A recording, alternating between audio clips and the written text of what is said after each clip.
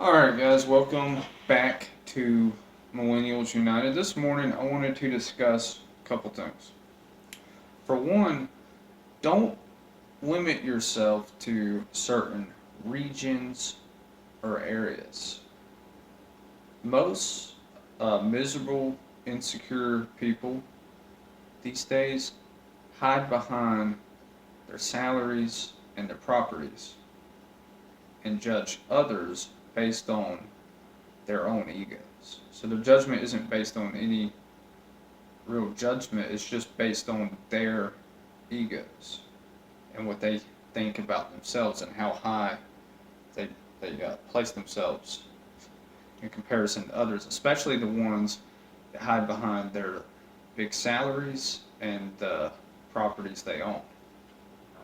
Also, you must step out of society, I believe, to keep from becoming heavily divided. So you would have to step out of, let's say, major cities. Even just going out to the country, to a small town, isn't always stepping out of society. You almost have to find a different community, like a housing provided community, like a lot of the places I showcase on thesejobs.com, and kind of see something else, like a season, a summer season in the north or a winter season in the south, right? If you step out of society for a while, you can keep from becoming really divided and thinking or believing that your opinion actually matters.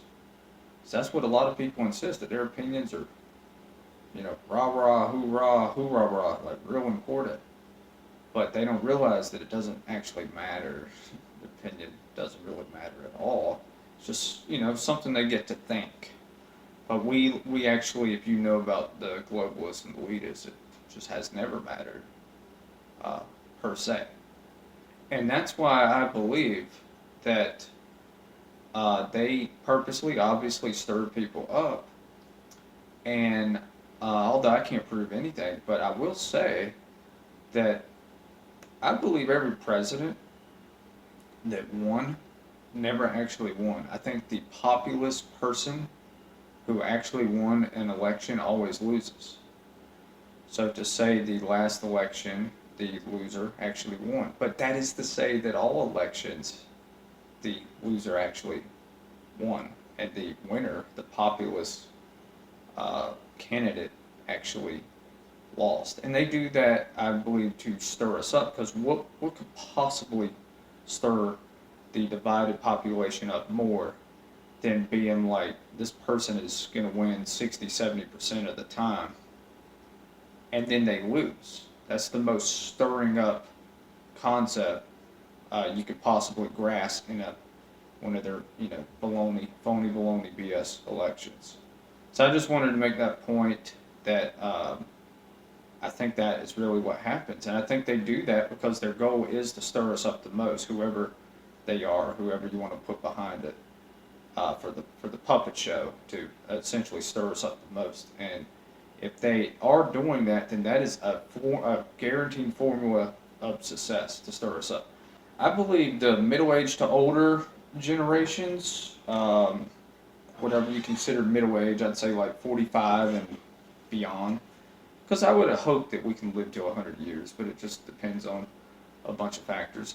But anyways, the middle-aged to older generations constantly insist that we only represent a particular region or locality, a particular job or age or family status. The reason why they have been programmed to be like, with all the where you from, that's a lot of times these kind of narrow-minded people from any side of the country, the where you from question is their favorite. I don't know if you noticed, if you worked in hospitality or anything, where are you from is sometimes the first words out of their mouth. Hey, sir, would you like to place an order? Where are you from?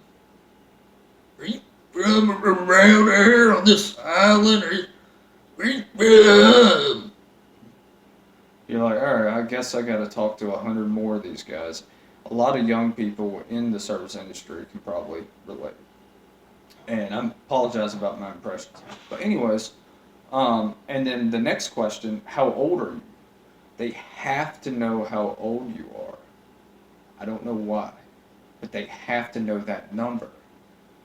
And when you hit your birthday, you must add one. It's a plus one concept, so you must add 1 year to your original number. So if you were 23 and you hit your birthday, you are now considered to be 24. So now it's inquired that you say that you are now 24. And then you are now 35, and you are now 47, and you are now 88. So that is the concept of math, I guess. But you must say your age. They love to know that. They have to. Anyways, and I'm not just talking about boomers, I'm talking about Generation X. I'm talking about some of the millennials in the Deep South, to be honest. But, and just the different regions I've been in. The next question they love to ask is, what do you do? What do you do? Because you only did one thing your whole life, right? So what was it? What do you do?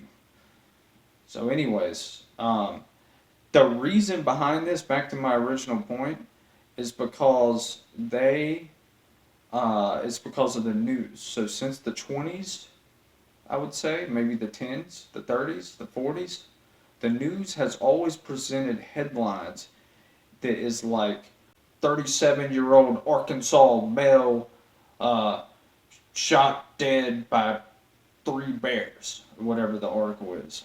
Sorry about that example. But anyways, and then any news story, it could be a happy story, but it always starts out with the place.